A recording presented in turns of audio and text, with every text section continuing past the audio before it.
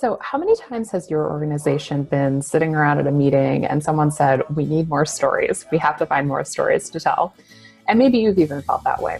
I hear this from a lot of my clients and students, and it's a problem that I think a lot of organizations face is how to find great stories to tell.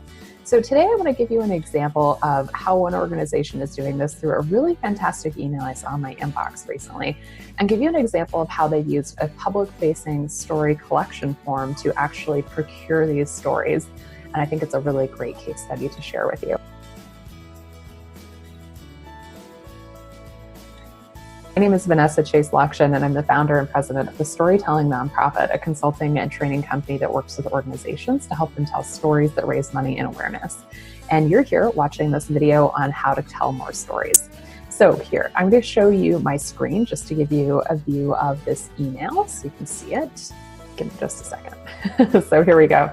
You can see the inside of my inbox right now. This is the email that I got from an organization called Ultraviolet. It's a progressive women's organization. And they sent this email out to their list of over 1 million members to ask community members to share stories. Now, I think this is a great idea. It's always good to leverage the resources you have, whether it's an email list, your social media communities, anything else like that that you can use to ask people to share stories. And one of the things that I thought was particularly great about this is that the email and the ask has a really strong theory of change.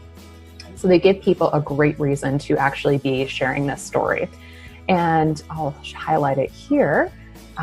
This particular line, it says, personal stories shape the media narrative, influence legislators, and lift up our fellow community members. So they give people a very clear reason to share their stories. And they make an ask, will you share a story with us? And then they ask for some specific types of stories down here. There's a whole list, and you can click any of these. So I'm just going to go ahead and click a link, and we'll take you over to the story form so you can see what this looks like. So here we are. This is their public-facing form that I think is a really great form. And I'll show you some other examples of forms as well after this video that you can check out.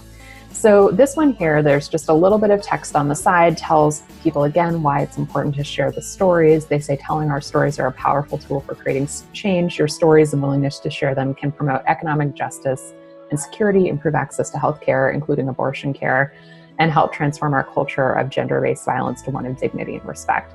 So really great, again, reiterating the call to action and reiterating why people may want to share their story. So the actual form is pretty simple. It's just over here on the left-hand side of the screen. And it just asks for some basic information. They've asked for a few other things too. So they ask what your story is about. There's some different options. Maybe we'll choose sick and parental leave. And then they ask for details about this story. And they ask a couple of prompting questions to get people to share some more detail. So it says, when did it happen? How did you handle it? Who, if anyone, helped you or made it worse? And how did the situation resolve itself? So again, kind of asking all of those key questions that we typically need to ask people when we ask them for their story.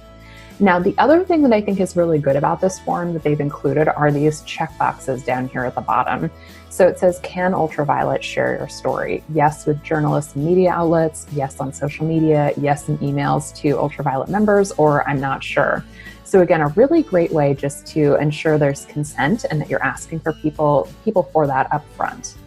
So a really simple form. I think this is a great tool that any organization can use, and I hope it's one that your organization will consider using, because there are so many great stories to tell, even among people who are on your email list and social media channels.